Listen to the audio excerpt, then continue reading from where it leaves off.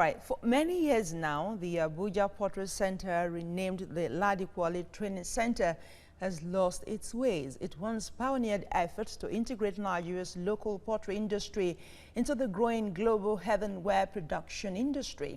In this special report, TVC News correspondent Joke Adisa tells us the story of an abandoned centre with the potential to rejuvenate the nation's economy. Pottery is one of the oldest and thriving traditional crafts in Nigeria. The establishment of the Abuja Pottery Centre in 1951 in present-day Suleja in Niger State proved to be a unique experiment that brought great fame to African pottery as well as the skills of local craftsmen and women. One name synonymous with Nigeria's ceramic business is Hadiza Ladi Kwali. Ladi Kwali, as she was fondly called, was the first woman potter at this centre. With no formal education, Ladi Kwali bagged many national awards as well as an honorary doctorate degree. Her revolutionary skills that combined with the use of Western technology drew the attention of the world to Nigeria's pottery industry. As part of efforts to immortalize her contributions, the Nigerian 20 naira note is today adorned with the picture of the famous potter and her work. At its peak, this center, which is now a shadow of its former self, was a point of training for many people and a tourist destination. Today, the center, with potentials for wealth creation, is without the dynamism and enthusiasm that greeted its meteoric growth. The center and its training facilities have been abandoned and it has become a tragic ruin. With only 4 staff, nests, decaying structure, and ruptured infrastructure are what remains of the center. It is indeed a story of beauty turned into ruins. Joshua Kolawole has spent about 30 years of his life in Suleja. He shares with me his knowledge of the center. When they put the clay used to make the pots into the clay mixer, they cover it for some time to make them firm and strong.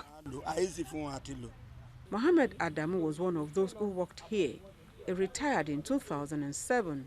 It takes me around what is remaining of the center, bringing back memories of what he did here in his 8 days as a pottery worker. The clay storage. Okay. We have a small ladder, so the place is not deep. We put a small ladder, somebody will go in and be cutting the clay and giving it out to people surrounding. Then they will take them to the various workshops. Okay. Yes, for the making of the pots. His wish is that the government at whatever level will resuscitate the center in the interest of economic diversification and job creation. If you know this place before, if you see this place now, you just start shedding tears. So we want the government to intervene very well to put this place back in order. This is one of the constructed instruments used to carry out pottery work at this center. It was actually built on the 22nd of May, 1958. That honestly is more than 50 years ago. And we had them 3 here in a row, apart from those that are also behind me, as we can see. Kande Ushafa is another renowned potter and Ladi Kwali's contemporary. She is sad that the center is moribund. More than 30 years that she has had to practice what she knows best to do, Ushafa, believed to be near 90 years of age, mounts the machine once again, exhibiting her prowess in the trade. Respite appears on the way for the center as the federal government, in conjunction with the World Bank, is looking to revive the comatose industry. This august visit aims to bring back the past glory of the center for economic rejuvenation. The World Bank task team and the federal government are on an assessment mission here. We can come up with a concept that fits within the objectives of the project and is aligned with what the World Bank is seeking to do within the country. I think that it's something that we can support. The Honorable Minister wishes to reiterate the importance of availing ourselves this great opportunity to recreate and rebrand the pottery industry in Nigeria, and therefore call on all Nigerians to support this initiative.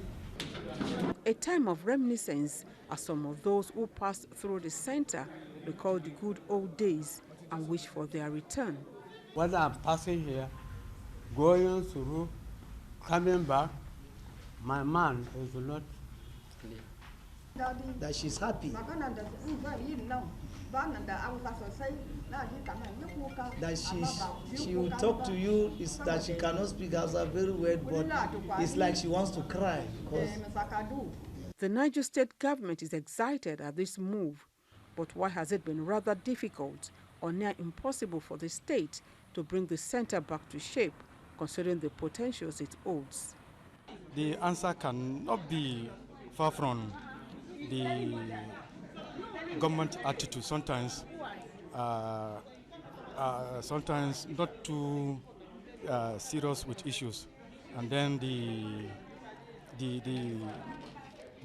intention of the government at the beginning was actually to develop this place to an enviable height, but at a later stage we come to find a lot of problems that has brought us into this mess. But now we are ready to revive it, to partner with anybody that will resuscitate the state back so that to bring back the glory. The host community is eager to see the center back on its feet. The center has been neglected. You can see the rules. And we thank the World Bank for seeing it to come to our aid. I like working here as a porter, but with present situation, discourage people and discourage me. But for now that we can see the coming in or the intervention of the World Bank, we are very happy. You can see the atmosphere here. In fact, we are very, very happy. Even from the leader, you understand? We knew something beautiful, good. In fact, for the community, for the local government, for the state, and the nation as a whole.